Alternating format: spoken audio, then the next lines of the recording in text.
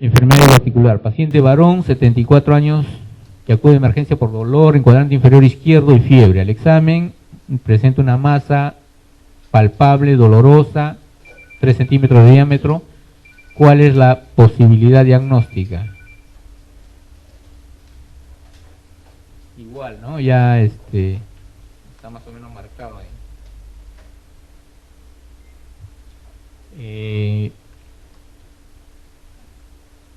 ¿Se acuerdan de la enfermedad diverticular? La enfermedad diverticular tiene varias formas de presentación, ¿no? La incidencia, generalmente pacientes de edad avanzada, por encima de los 60 años, ¿ya? Se dice que por encima de los 80 años incluso, ya el 80% de pacientes, los que llegan a los 80 años, presentan ya divertículos, ¿no? Por encima de los 60, presentan un 50% de pacientes por encima de 50 años van a presentar divertículos.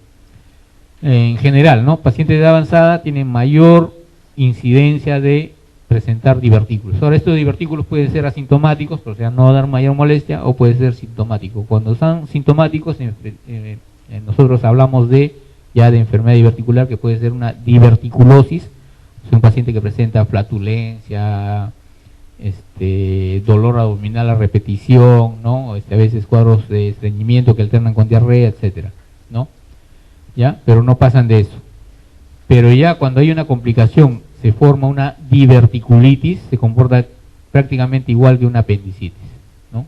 Se inflama el divertículo, se llena de pus y en los casos extremos se perfora y hace una peritonitis fecal, ¿ya? Entonces esos son casos sumamente graves, más aún si tenemos en cuenta que se presenta en pacientes de edad avanzada, ¿ya? Entonces, como decíamos, se presenta de la misma forma que una apendicitis, con la diferencia de que se presenta en el cuadrante inferior izquierdo.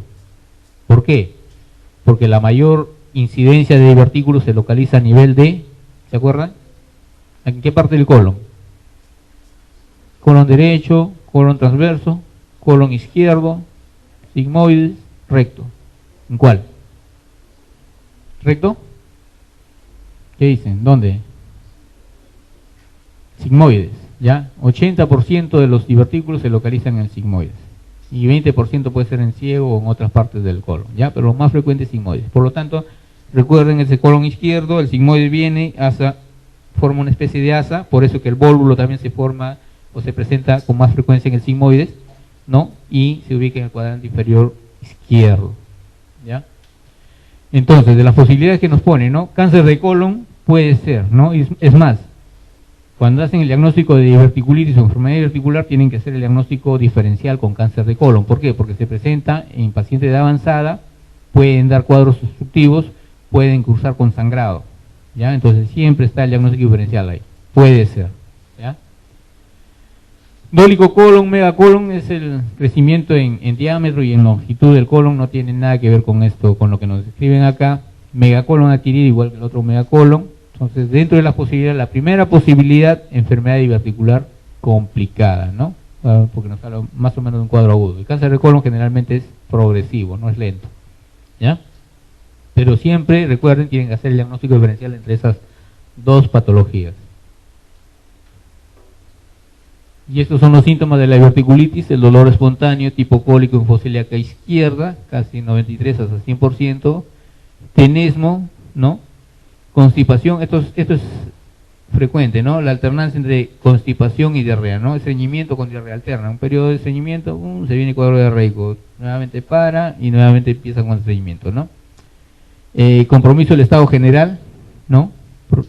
Más agudo en relación, si queremos hacer la diferenciación con los procesos neoplásicos. Anorexia, ya hemos dicho que se comporta como una apendicitis, vómitos igual, ¿no? Disuria, recuerden que el sigmoides está abajo, ¿no? Cerca a la vejiga, y por lo tanto puede dar cuadros que pueden confundir con infecciones urinarias. Muchos pacientes que tienen divertículos vienen más por disuria que por el dolor abdominal, entonces a veces lo ve el médico y le dice, tómate tu ciprolin, tu ciprofloxacino, lo que quieran, manejando una infección urinaria, y luego el paciente ya viene con una perforación por una diverticulitis complicada. Entonces siempre tienen que hacer el diagnóstico diferencial, ¿no? Igual que apendicitis, ¿no? Los apéndices que son de posición pélvica, ¿no es cierto? Pueden estar en contacto con la vejiga y dar signos o síntomas que confunden con infección urinaria. Por eso que muchos pacientes que van a la consulta les diagnostican infección urinaria, le dan su tratamiento y a la semana el paciente viene con una peritonitis, ¿no es cierto? ¿Ya? Tienen mucho cuidado con el diagnóstico de apendicitis, ¿no? Y puño percusión lumbar más compresión por compresión del ureter son más raros, ¿no? No son tan frecuentes. Cuando se produce la diverticulitis, fiebre, recuerden que es un proceso infeccioso, inflamatorio, abdomen abombado, sensible, igual que una apendicitis, masa dolorosa infociliaca, se puede formar el plastón igual que el apéndice. Hay defensa muscular cuando ya hay compromiso del peritoneo parietal. Si la diverticulitis compromete un vaso del recto o del colon, puede haber hematoquesia, sangrado, debutar como una hemorragia digestiva baja, leucocitosis por el mismo proceso inflamatorio infeccioso, ¿no? Y por lo mismo una velocidad de sedimentación elevada. La cirugía está indicada solamente en algunos casos. En realidad la enfermedad diverticular o la diverticulitis tiene varios grados, igual que la apendicitis tiene una fase aguda, congestiva, ¿no? Flemonosa, gangrenal, etcétera. Igual la diverticulitis tiene grados, no son etapas sino grados. Hay 4 grados de acuerdo a la clasificación de Hinchey, ¿ya? Grado 1 cuando es un absceso pericólico, grado 2 cuando es un absceso que ya comprometió el mesenterio, ¿no? Grado 3 cuando ya se produce una peritonitis pero purulenta, y grado 4 cuando hay una perforación del divertículo y hay una peritonitis fecal. Grado 1 y grado 2 pueden ser de manejo médico, ¿no? Es antibiótico a pasto y pueden con eso resolver el cuadro. Pero el grado 3 y el grado 4 donde hay una peritonitis purulenta o fecal, tienen que ser manejo quirúrgico, ¿ya? Además de eso, si es que se produce una perforación, si es que hay un cuadro obstructivo, si es que se desarrolla una fístula o cuando hay sospecha de carcinoma de colon, ya les he dicho, tienen que hacer el diagnóstico diferencial con procesos neoplásicos, ¿no? Y hay algunas indicaciones relativas, pero que pueden ser de manejo quirúrgico en algunas circunstancias, ¿no? Persistencia de síntomas, diverticulitis recurrente, hematoquesia recurrente o disuria persistente, ¿no? Esas ya son cirugías selectivas. Bueno, para terminar con esto de la diverticulitis, ¿no? Cuando se produce un grado 3, un grado 4, ¿no? El divertículo, como decía, se localiza en el sigmoides con más frecuencia. Entonces, esa zona, el manejo quirúrgico, el criterio del manejo quirúrgico es sacar la zona que está contaminando, ¿no? Y volver a restablecer el tránsito en la medida de lo posible. Si tengo una perforación en un divertículo del sigmoides, ¿cierto? Significa que por ahí ha salido la materia fecal y me ha producido una peritonitis. Si yo hago una anastomosis a ese nivel, o sea, reseco el segmento que ha estado perforado y hago la anastomosis de los dos cabos, proximal y distal, para restituir el tránsito, lo más probable que en un terreno contaminado, un paciente que entra en sepsis, ¿no? Porque tiene una peritonitis fecal, lo más probable que esa anastomosis se abra, ¿no es cierto? Entonces, para evitar ese riesgo, lo más indicado en estos pacientes es hacer una colostomía. ¿Saben lo que es una colostomía, no es cierto? ¿Ya? Es abocar el cabo proximal del colon hacia afuera y el cabo distal dejarlo cerrado, o algunos incluso lo abocan, ¿no? Pero lo más práctico es cerrarlo y dejarlo enterrado en la cavidad abdominal. De tal manera que el paciente va a poder alimentarse y toda su evacuación va a poder eliminarla por la colostomía. Y la parte distal queda desfuncionalizada. Empiezo el tratamiento con antibióticos y todo eso, y una vez que ya sé que todo el cuadro inflamatorio, infeccioso ya se resolvió, nuevamente entro a sala con el paciente y recién en ese momento le hago la restitución del tránsito. ¿Ya? ¿Se entendió? ¿Ya? O sea, la cirugía generalmente es en 2 tiempos, ¿no? Cuando estamos hablando de peritonitis fecal. Lógicamente hay otras tendencias que hacen una cirugía en un solo tiempo, o hacen otros que hacen la anastomosis, pero con una colostomía más próxima, ¿no? Pero ya son variantes que en este momento no son de importancia, ¿no? Esto ya lo mencionamos, el tumor de Klatskin, ¿se acuerdan? Cuando hablamos de colangiocarcinoma, ¿no? ¿Se acuerdan de las porciones del colédoco, ¿no? ¿Ya? En realidad el tumor de Klatskin es un colangiocarcinoma, pero a nivel iliar, cerca a la convergencia del hepático derecho y el hepático izquierdo. De tal manera que, como decíamos, este tumor de vías biliares que produce obstrucción de la vía biliar no va a producir dilatación de la vesícula, ¿no? Se ubican, ¿no? No es como un tumor del colédoco distal que está en comunicación con el conducto cístico, ese sí va a producir dilatación. Estamos hablando del síndrome periampular, ¿ya? En este caso, como es un carcinoma ilear, está más arriba, por encima del cístico, de tal manera que no va a haber comunicación con el cístico, ¿ya? La obstrucción es mucho más elevada. ¿Ya? Es una forma, la forma más común de colangiocarcinoma. En general los colangiocarcinomas son carcinomas de la vía biliar, que pueden ser intrahepáticos, extrahepáticos o mixtos, ¿no? Intra y extrahepáticos. Pero de todos estos, el más común es el tumor de Klatskin, que compromete la vía biliar alta, ¿no? A nivel de la convergencia, ¿ya? Afecta la bifurcación de los conductos hepáticos principales. Vean acá, vean, esto es el colédoco, ¿cierto? ¿Ya? Cístico y vesícula. Y el tumor justo en la convergencia, ¿no? Hepático izquierdo, hepático derecho, de tal manera que la obstrucción se produce a este nivel y por lo tanto no hay comunicación con la vesícula y no se va a distender, ¿no? Si el tumor estuviera acá, en el síndrome periampular, todo esto empieza a dilatarse proximalmente, incluida la vesícula. Entonces ahí sí se produce el signo de Courvoisier-Terrier, ¿no es cierto? Vesícula grande, palpable. Y esta es una colangiografía donde se ve, miren, el colédoco, que es el cístico, el hepático común, y una interrupción a ese nivel con dilatación del hepático izquierdo, y acá se ve apenas el hepático derecho, está bien infiltrado, ¿no? ¿Ya? Entonces ese es el tumor de Klatskin. El manejo va a depender de qué tan comprometida esté la vía biliar, ¿no? Pero generalmente, para que tengan la idea, es tratar de establecer una comunicación entre la vía biliar, que es a nivel del hígado, llevar un asa de intestino delgado hacia arriba y hacer una anastomosis, una derivación bilioentérica, ¿ya?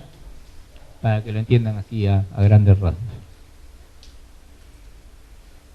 Nuevamente con obstrucción intestinal, paciente de 18 años, acude a emergencia, dolor abdominal en mesogastrio, tiene antecedente de apendicectomía, ha sido una peritonitis por apendicitis perforada, el examen abdomen distendido, timpánico, contractura muscular, ríos y uroerios metálicos. La causa más frecuente es, creo que de lejos, bridas y adherencias, ¿no es cierto? ¿O hay algún dato que vaya en contra de eso? 18 años operado, ha sido una peritonitis, o sea, ha habido manipulación de toda la cavidad, de todas las asas, probablemente han hecho lavado, ¿no es cierto? Y eso produce una lesión en la serosa del intestino y eso predispone a la formación de bridas y adherencias, ¿no? Abdomen distendido, timpánico, contractura muscular, ríos y uroerios metálicos. Es una bridas y adherencias, ¿no es cierto? Bueno, la obstrucción intestinal puede tener en general tres niveles de obstrucción, ¿no?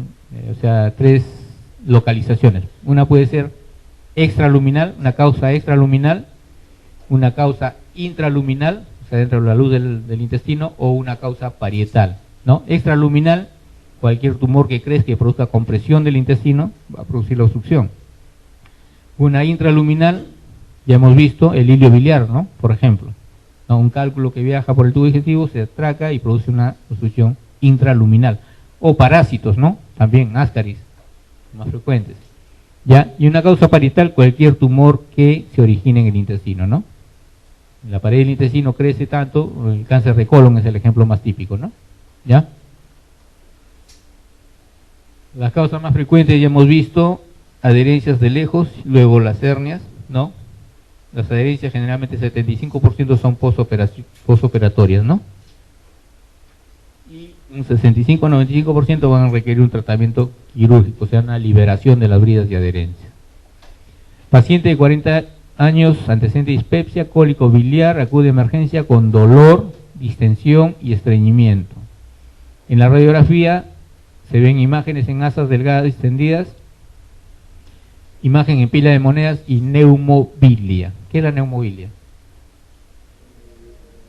Lo mismo que la aerobilia, ¿no es cierto? Aire en la vía biliar. La causa de la obstrucción intestinal es, ¿cuál es? ¿Cuál es? Es una paciente, de hecho es un paciente con obstrucción, ¿no? Pero ¿cuál es la causa? ¿Ah? Iliobiliar, pues la imagen en pila de monedas nos habla ya de obstrucción de vía del intestino delgado, ¿no es cierto? Ya lo hemos visto. Y la presencia de aire en vía biliar significa que hay una comunicación. Entonces, con esos datos, lo más probable es que haya una fístula, una comunicación entre la vía biliar y el intestino, o sea, una fístula bilioentérica, por la cual ha pasado un cálculo y está produciendo un hilo biliar, una obstrucción por un cálculo, ¿no es cierto? Esa es la respuesta. Bueno, acá está ya lo que hemos mencionado, ¿ya? La condición sine qua non para el hilo biliar es la presencia de una fístula entre la vesícula biliar y el tracto gastrointestinal, y esto se manifiesta por la presencia de neumobilia o aerobilia, ¿no es cierto? ¿Y cómo hacen el diagnóstico de neumobilia o aerobilia? ¿Cómo hacen el diagnóstico? ¿Qué? Radiografía de abdomen, pero de pie, ¿cierto? No le van a tomar en decúbito porque igualito no van a ver nada, ¿ya?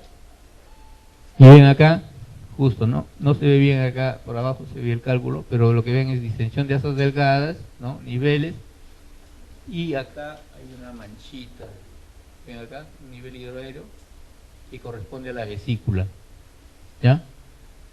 Ven un pequeño nivel hidroaéreo que corresponde a la vesícula, eso es una neumobilia, ¿ya? A nivel de la vesícula. Paciente 45 años, antecedente de úlcera gástrica, dolor urente en epigastrio que luego se localiza en fosa ilíaca derecha. Presunción diagnóstica, perforación gástrica. ¿Qué examen le piden? ¿Estómago y duodeno? ¿Ah?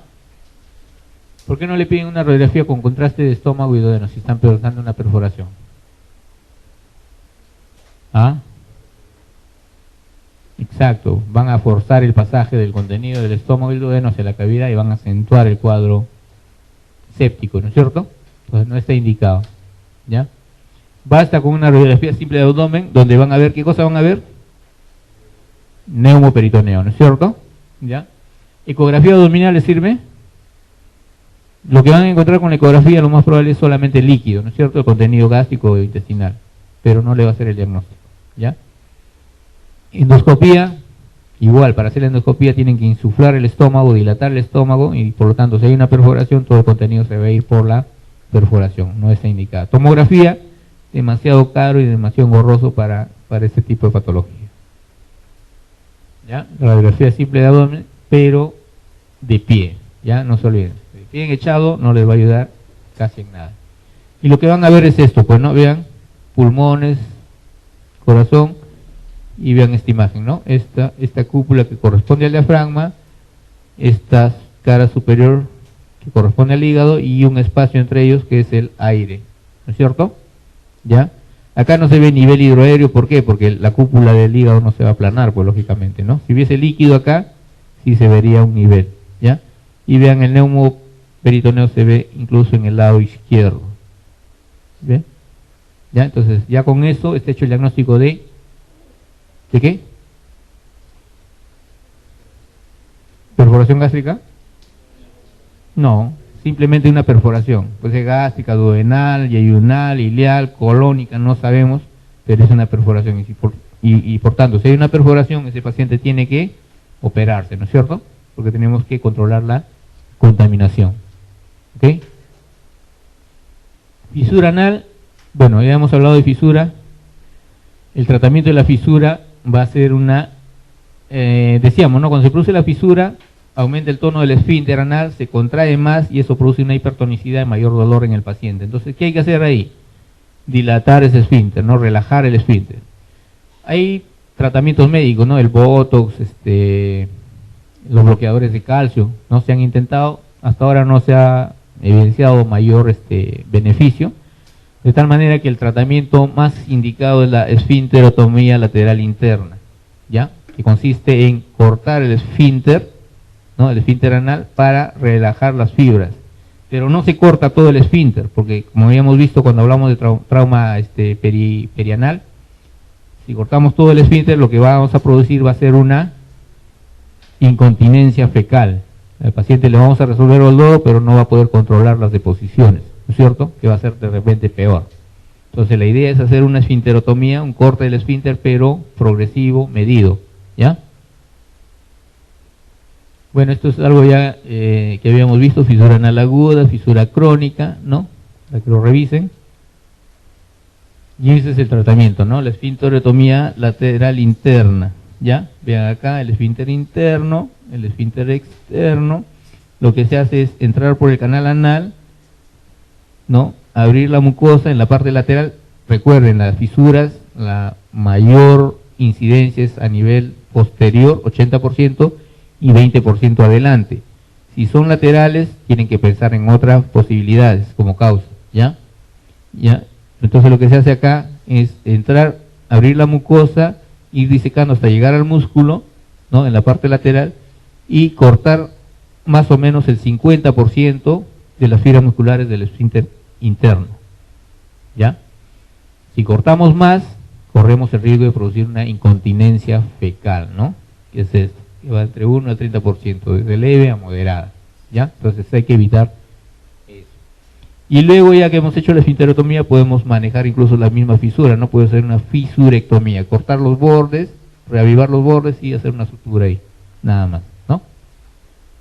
Pero la indicación de la fisura, el tratamiento de fisura anal es esto, ¿no? Esfinterotomía lateral interna para el manejo.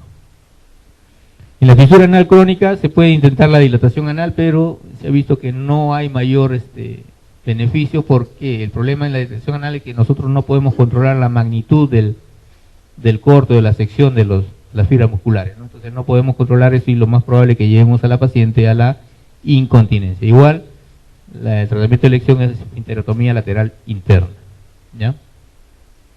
Como dice ahí, es el gol estándar. En relación a heridas operatorias, nuevamente, paciente laparotomizado que luego de 24 horas presenta gasas de herida operatoria con manchas de sangre, bordes de herida elevados, ¿no? Aumento de volumen, dolor y equimosis. ¿Cuál es la complicación? Hematoma, seroma, dehiscencia, eventración, hernia. Si no me dieran las características, ¿no? Mancha de sangre, bordes elevados, aumento de volumen, dolor y equimosis sobre todo, puede ser cualquiera de esas posibilidades, ¿no? Desde un seroma hasta una dehiscencia, por la cual esté produciéndose una evisceración. Una eventración no, porque es muy agudo, ¿no? 24 horas, una eventración es, como hemos dicho, crónico, ¿no es cierto? Es como una hernia. Y hernia también ya es proceso ya diferente, ¿no es cierto? Entonces estaría entre estas tres, ¿no? Hematoma, seroma, dehiscencia. Dehiscencia, generalmente solamente se produce la tumefacción, el aumento de volumen, pero no tiene por qué tener dolor ni equimosis, ¿ya? Sobre todo la equimosis. Entonces la equimosis va más en relación a hematoma. El seroma también es una colección, igual que el hematoma, pero a diferencia del hematoma, el seroma es prácticamente linfa, ¿no? Contenido linfático. Y el hematoma es sangre, ¿no? Y sangre producto de probablemente una mala hemostasia, ¿no? O pacientes que tienen alguna coagulopatía de fondo, ¿ya? Entonces la respuesta ahí es hematoma. Ya tienen la definición: acumulación de sangre y coágulos, secundaria alteraciones de la hemostasia, ¿no? Generalmente son pacientes anticoagulados en los cuales no hemos hecho una buena hemostasia, ¿ya? Acá está. Si ven este dibujo, prácticamente está hecho el diagnóstico. Pues no, vean el aumento de volumen, si lo tocan va a haber dolor y sobre todo la equimosis, ¿no? Alrededor, típico de un hematoma. Entonces, ¿qué hacen ahí? ¿Qué hacen ahí? Si ya este hematoma ya está organizado, lo único que pueden hacer es soltar los puntos, hacer presión y evacuar el coágulo, ¿no? ¿Ya? Pero a veces, si no es tan marcado el hematoma, a veces simplemente basta con la observación, ¿ya? Y esperamos a que se organice el hematoma y se reabsorba, ¿ya? Dependiendo de la magnitud, lógicamente. Si es muy manifiesto, produce mucho dolor, incluso hasta de compensación hemodinámica, a veces hay que abrir toda la herida y nuevamente entrar y cerrar, ¿ya? Para hacer una buena hemostasia. El seroma es algo parecido, también es una colección, pero ya en este caso no es de sangre, sino es de linfáticos. Generalmente esto se produce en pacientes que tienen un gran panículo adiposo, ¿ya? Por eso que pacientes obesos, muchas veces se prefiere dejar incluso un dren, para evitar esta complicación, ¿no? Para que por ahí filtre la colección. ¿Ya? Por eso dice ahí tratamiento de drenaje por aspiración. ¿Ya? Generalmente no requiere mayor manejo, simplemente una punción con una aguja gruesa y aspiración del contenido, y con eso es suficiente. Eso se autolimita, ¿ya? Mientras no se demuestre que en lugar de seroma haya infección, ¿no? Ustedes van a ver un seroma, aspiran y es un líquido citrino, ¿no? Citrino transparente, ¿ya? Cuando ya hay fibrina, ahí empiecen a sospechar de que esta herida está infectada. La licencia de heridas ya lo hemos visto, la rotura parcial o total de cualquiera de las 3 capas de la herida quirúrgica, ¿no? Y la evisceración es la apertura ya de todas las capas, ¿no? Con protrusión del contenido intraabdominal, que puede ser de diferentes grados, ¿no? 1 al 4. Ya lo hemos visto al inicio. ¿Cuál es la característica tardía de los vómitos en una obstrucción intestinal baja? También ya lo hemos visto, ¿no? ¿Cuál es? Claro, si fuera alimentario sería alto, ¿no? De estómago, ¿no? Si fuera bilioso sería por debajo del duodeno, ¿no? A nivel del 3 más o menos, ¿no es cierto? ¿Ya? Pero fecaloideos ya nos habla de una obstrucción baja. Joven, 17 años, cursa con obstrucción intestinal alta. El manejo inicial sería ¿cuál? Dar antiespasmódicos, oxígeno, sonda rectal, antibióticos, hidratación. Bueno, ahí está ya marcado, como decíamos, cuando son altas generalmente producen mayor disturbio hidroelectrolítico, ¿no? A diferencia de los bajos que producen mayor cuadros infecciosos, ¿no? Ya, entonces en estos casos, cuando es una obstrucción alta, el paciente vomita y pierde no solamente agua, sino también electrolitos, y por lo tanto tenemos que darle un buen aporte hidroelectrolítico, ¿no es cierto? Varón, 55 años, hace una semana presenta vómitos postprandiales, ¿no? Al examen, abdomen distendido, timpánico y doloroso la palpación. La radiografía simple de abdomen, marcada dilatación gástrica. ¿Cuál es la conducta inmediata a seguir? Ya lo está diciendo, ¿no? Vómitos postprandiales, o sea, el paciente come y vomita, significa que es una obstrucción alta, ¿no? Como un síndrome pilórico, ¿no es cierto? ¿Sí? ¿Ya? ¿Ustedes han visto síndrome pilórico? Un paciente con CA gástrico a nivel del antro, ese paciente come, se llena rápido y al rato está, ¿no es cierto?, vomitando. Entonces, independientemente de la causa, en este caso, ¿qué es lo que tenemos que hacer? Una endoscopía gástrica será ya para hacer el diagnóstico, no es en el momento de la urgencia, de la emergencia, ¿no? Inserción de un catéter venoso central para hidratar al paciente puede servirnos, ¿no? Pero no es lo más inmediato. Administración de metoclopramida, si está obstruido, la metoclopramida no nos va a ayudar mayormente, ¿no? Nos va a estimular el peristaltismo, pero si está obstruido vamos a acentuar más bien el dolor. Radiografía contrastada de estómago, si ese paciente está obstruido, lo que va a hacer es aumentarme el contenido gástrico y por lo tanto la posibilidad de que ese paciente vomite y pueda de repente aspirarse. Entonces la indicación acá es inserción de una sonda nasogástrica para descomprimir el estómago, ¿no es cierto? Que no le vamos a poner una sondita de esas delgaditas, vamos a hacer una sonda gruesa, pues, ¿no? Porque generalmente en el estómago que vamos a encontrar contenido alimentario. Y si le ponen una sonda delgadita, lo que va a pasar es que esa sonda se obstruya y no les va a ayudar en nada. Tiene que ser una buena sonda, ¿ya? Otra cosa, cuando coloquen la sonda nasogástrica, es que el paciente tiene que estar despierto. Porque si le colocan la sonda nasogástrica a un paciente que tiene compromiso de conciencia, lo que van a hacer es estimular la faringe, estimular el vómito, y si ese paciente está inconsciente, va a vomitar y va a aspirarse. ¿Entienden? ¿Ya? Entonces, el paciente que tiene compromiso de conciencia con dilatación abdominal o obstrucción intestinal, no coloquen sonda nasogástrica, a no ser de que ya le hayan puesto un tubo orotraqueal y hayan protegido la vía aérea. ¿Ya? El vólvulo ya lo hemos visto, el síntoma más común es el vólvulo de ciego. Acá no van a encontrar el grano de café, ¿no es cierto? El vólvulo de ciego es relativamente pequeño, pero lo que sí va a haber es un dolor intenso. La dilatación del ciego es bien marcada y es lo que más llama la atención. A veces se confunde con cuadros apendiculares, porque uno lo toca y el paciente salta hacia el techo, ¿ya? Está dentro del diagnóstico diferencial. Más que la diarrea, náusea, constipación o hematocresia, lo que más llama la atención es el dolor a nivel de cuadrante inferior derecho.